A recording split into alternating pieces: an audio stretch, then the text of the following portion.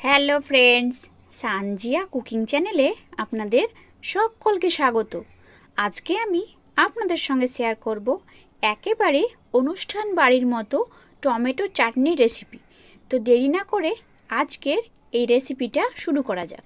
প্রথমে আমি 500 গ্রাম টমেটো নিয়ে নিয়েছি। এবার টমেটোগুলোকে ধুয়ে আগে থেকে পরিষ্কার করে নিয়েছি। এবার একটা নাইফের সাহায্যে টমেটোগুলোকে ছোট ছোট টুকরো করে কেটে নেব। টমেটোগুলো লাল লাল নেওয়ার চেষ্টা করবেন, তাহলে টমেটো চাটনির কালারটা খুব সুন্দর আসবে। আমি টমেটোগুলোকে ছোট ছোট টুকরো করে একইভাবে সবগুলো কেটে নিয়েছি। দেখুন, টমেটোগুলো আমার সব কাটা হয়ে গেছে। এবার গ্যাসের মধ্যে আগে থেকে একটা ফ্রাই প্যান নিয়ে নিয়েছি। ফ্রাই প্যানটা হিট হয়ে আসলে পরিমাণ মতো আমি তেল দিয়ে দেব। এবার এই তেলের মধ্যে একটা পেঁয়াজ কুচি আর দুটো কাঁচা লঙ্কা এই তেলের মধ্যে দিয়ে দেব।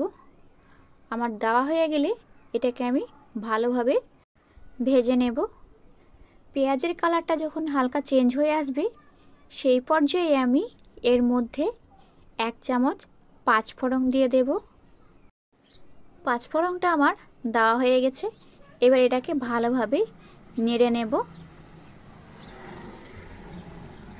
আমার ভালোভাবে নাড়া হয়ে গেলে যে টমেটোগুলো কেটে রেখেছিলাম সেই টমেটোগুলো এই ফ্রাই প্যানের মধ্যে দিয়ে দেব। আমার সমস্ত টমেটো দেওয়া হয়ে গেছে।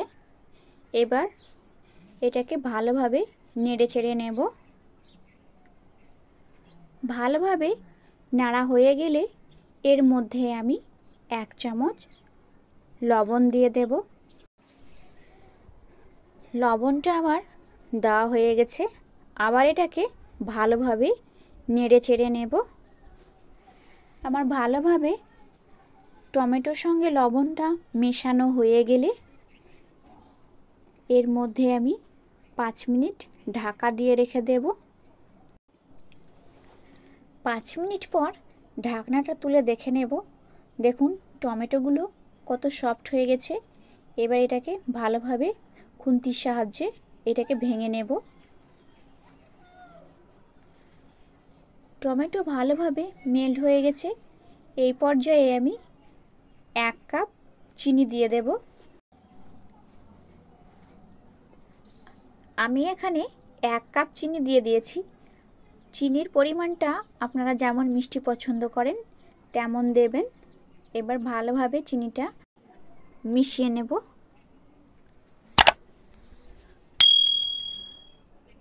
আমার ভালোভাবে চাটনিটা হয়ে এসেছে।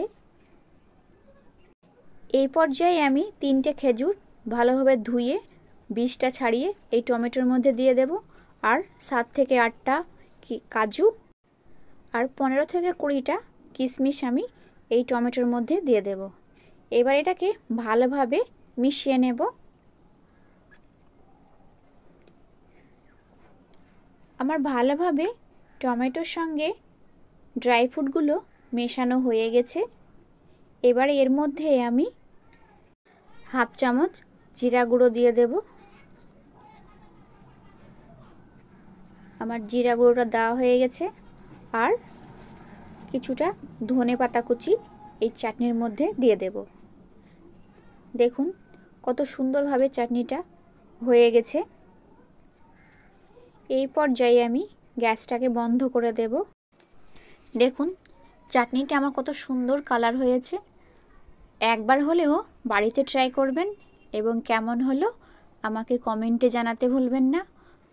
আমার এই রেসিপিটা যদি আপনারা ইউটিউব থেকে দেখে থাকেন তো আমার চ্যানেলটিকে লাইক এবং সাবস্ক্রাইব করে দেবেন।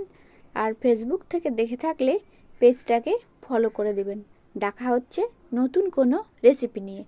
আপনারা সকলে ভালো থাকবেন এবং সুস্থ থাকবেন।